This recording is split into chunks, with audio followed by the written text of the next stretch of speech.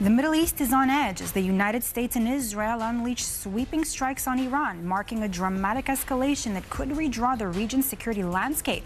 President Donald Trump has confirmed major combat operations are in motion, calling on Iranians to challenge their leadership as blasts rock Tehran and critical nuclear facilities at Fordo, Natanz, and Isfahan. Israel says Iran has retaliated with missile fire while tensions surge across the region. Now I'm bringing in our guest, Martin Himel, international security analyst who is in Israel. Martin, thanks so much for joining us here on TVP World. Now, first of all, you're there. What's the situation looking like on the ground for you right now before we get into the details? Well, life is, business life and social life is shut down in Israel. Everybody's staying close to home. People are staying with families. The roads are basically empty because every hour or two, depends on where you are, there are barrages of Iranian missiles coming at Israel. So we have to go into shelters every so often. So far, those missiles have almost all been shot down. There's been very little direct damage, but the country's shut down and everybody's in a defensive position here, while Israeli aircraft are obviously striking Iranian targets along with American aircraft. So it's exactly what I want to ask you. I mean, Martin, you've been on the front lines, you know, in the Middle East throughout the span of your career. Now, I want to ask you this. So now, the latest news coming out of Israel is, first of all, that this attack has actually been planned for months. Do correct me if I'm wrong. And that reportedly now that this entire operation could be lasting a week, according to the Israeli military. What can you tell us on this?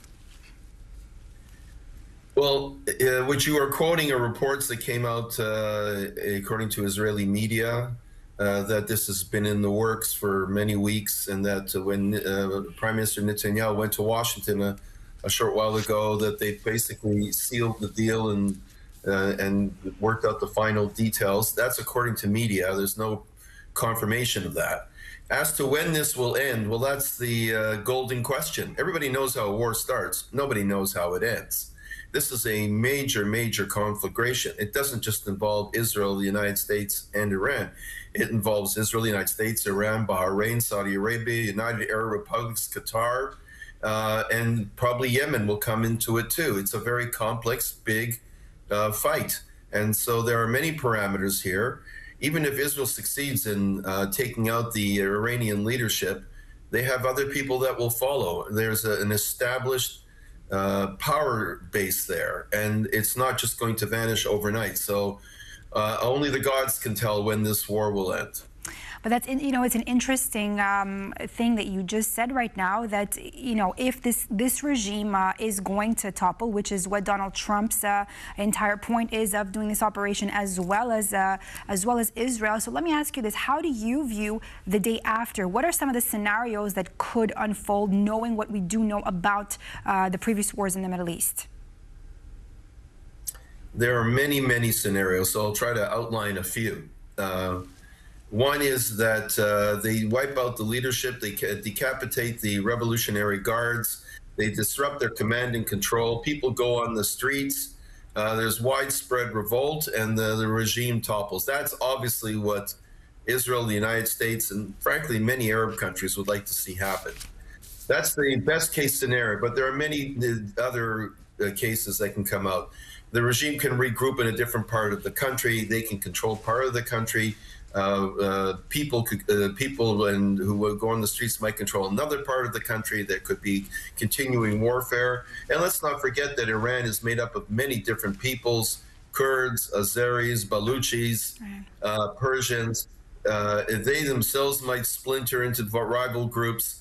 This is what happened in Iraq. If you recall, the United States came in and took out Saddam Hussein, but the country splintered into various groups and has been in semi-violent conflict within itself and deep poverty ever since, and that was 23 years ago.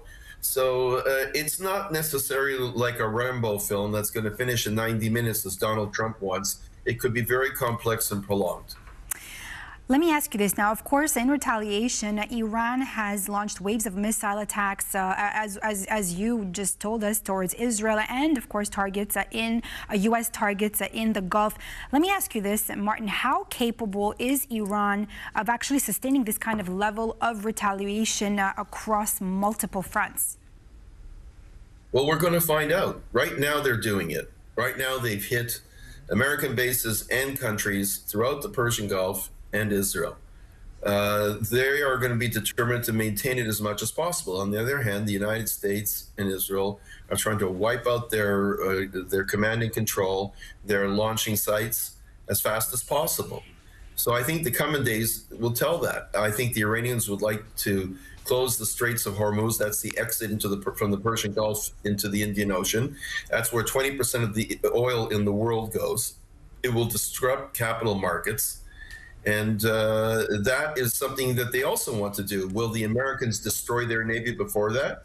It remains to be seen. So I think we'll only find out in the coming days who is going to prevail. And do you think that it's actually possible that this time around, I mean, decades after the Iranian Revolution of '79, that this time we could actually see the entire collapse of this Islamic terror regime? And not only, Martin, I have to tell you, they're not only just a regime, we're also talking about the proxies, right? We're talking about Hamas, we're talking about Hezbollah, we're talking about the Houthis, right? A lot will depend on the Iranian people themselves. Right now, President Trump has told the Iranian people, stay in your homes. This is going to be very dangerous. Wait. But at the crucial time, you have to go out in the streets and take control. If the Iranians go out by the millions into the streets after the Iranian regime has been battered, they have a chance.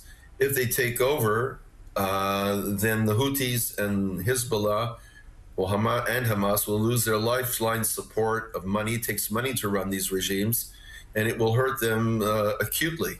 So a lot will depend on the Iranian people. Will they go to the streets? Will they overcome the regime? Only time will tell. Well, I mean, it's difficult because, I mean, just back a couple of weeks ago, thousands and thousands of Iranians were murdered, right? Under much of, yes. Under a lot of scrutiny, under a lot of course, media that was shut down. Let me ask you, Martin. I want to ask you about the Shah, right? Reza Pahlavi. How do you view his role in this? Is there a possibility that he does say he wants to, assumingly that he would go back to try to install some kind of, or to help at least transition, right, to a democratic government inside Iran, a secular democratic, to see a secular democracy. How do you view this actually happening? And of course, how does Israel view that? Well, this is the moment of truth for the son of the Shah. This is his moment to prove that he can do something. Rumor has it that he's trying to talk to commanders in the Iranian army. That's not the Revolutionary Guard. The Revolutionary Guard is really the major force. He's trying to talk to commanders in the army to defect and go for him. If he succeeds in getting some defections, if he succeeds in getting people to rally behind him, then he can become a leader of a sort that would usher in a new era into Iran. But there's a lot of ifs there. He's not been tested. No one knows how much real support he has. And that's the big question with this Iranian uprising, if it comes, is that there's no cohesive leadership. So even if they take to the streets, who's going to actually run the country if they succeed? And again, we'll have to wait and see. I wanted to, going back to what you said earlier, that there is a lot of different ethnic minorities living in Iran. Also, let's put a focus here for a moment on Azerbaijan. Let me ask you this. How do you think they, not just Azerbaijan, these different ethnic minorities would actually would be a challenge to Reza Pahlavi if he were to somehow try to change this regime? Well, if Syria and Iraq are an indicator of what we'll have in Iran, it's going to be difficult. In Syria, the Kurds and the other groups tried to disconnect from Syria, and it caused big problems. In Iraq is de facto a split country. The north is dominated by the Kurds. Yes, it's part of Iraq, but it's dominated by the Kurds. They're almost a state within a state. The Shias control much of the country, but the Sunnis don't recognize it really, and there's constant problems on that front. So if the Baluchis and the Azeris and the Kurds in Iran to say, hey, this is a golden opportunity for us to get autonomy, to get some independence, it's going to be a problem also. So because the Shah was very brutal in how he controlled the situation, so was Khamenei. And so we're going to have to wait and see if they will work to a consensus or not. It's not like, oh, there's going to be democracy in Iran and everybody's going to just step up and it'll be a brand new country. That's what they thought would happen in Iraq, and it didn't happen. And it probably won't happen here too, but it might be a lot better than what is the situation today. Well, we're also talking about a country of over 90 million people, right? Martin, let me ask you this. There are reports, of course, of several senior IRGC commanders, political officials that are reportedly killed in today's strikes. How significant do you think that is for Iran's military command structure and political stability moving forward in this war? I'm sure they factored in the fact the possibility that these leaders might be eliminated and others will come in. It's really a question of how much these attacks are going to wipe out the command and control, the network that the Revolutionary Guards have to communicate to their forces, to tell them to move, to put down an uprising if it happens. If there's a disciplined command, if somebody's taking orders and giving orders, if he's replaced, then it's minor. But if the head is taken out and the command and control is taken out, then the country's then the Ayatollah's hold on the country can be severely challenged. Martin, and again, you know, to be able to take out these top officials, I remember, you know, the previous year, I mean, I was there also back on the first ballistic missile strike on Israel in April, and then I also, I mean, I wasn't there in June, thankfully I was, but I do remember how one of instances at Bat Yam was also completely almost, I mean, the houses that were destructed there in that suburb of Tel Aviv.